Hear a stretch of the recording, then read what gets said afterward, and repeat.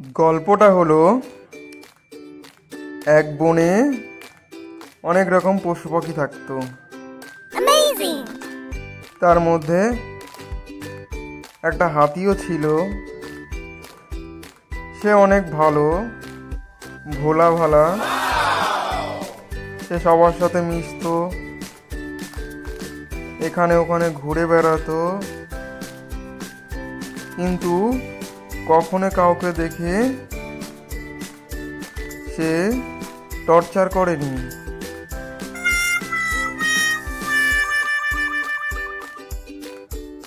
সে বন থেকে বেরিয়ে যখন রাস্তার দিকেও যেত, মানুষগুলো দেখে তাকে খুব ভালো বলতো